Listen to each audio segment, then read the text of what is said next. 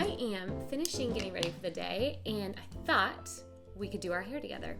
And I could also talk you through how I get my hair cut, what I ask for, what we do, the whole process. So when you go in, tell your girl you want collarbone length hair. Mine is a very blunt cut. The first time she cut it like this, she used like a razor clippers like for the bottom of it to get it super blunt. And then this last time she trimmed it with like actual scissors. So it's all one length. And when it comes to color, she does a highlight, a low light, and then she shadows the roots to soften it to make sure it doesn't feel like too blunt right up top when it starts to grow out.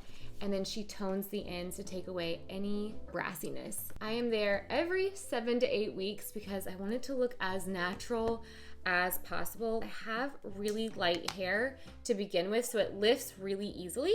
But again, I don't love a ton of like roots, and I like to be bright blonde. So this is what we do. And we call it baby blonde. So my hair itself is so blonde. Like underneath, this is my color blonde, but I like it to be really bright. But I love this haircut. I can wear it so many different ways. I like wearing my hair straight. My hair is naturally straight.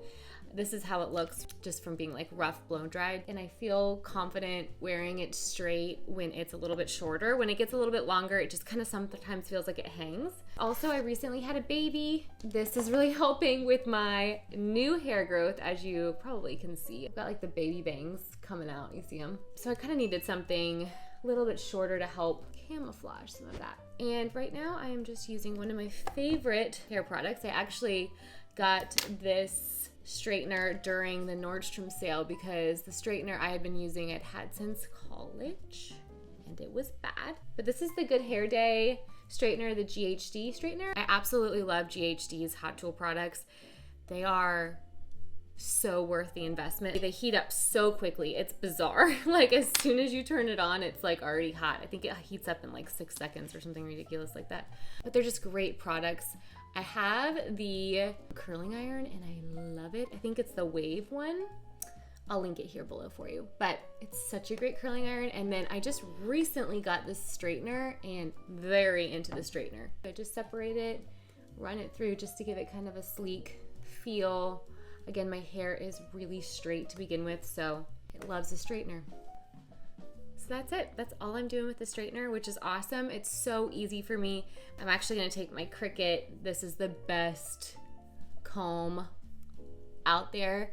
My girlfriend Kate told me about this comb years ago, and I use it every single day. I just do like a tiny bit of a tease here. It's not aggressive by any means. It just kind of gives me a little bit of a lift, a little bit of movement, especially on days where I'm wearing my hair straight.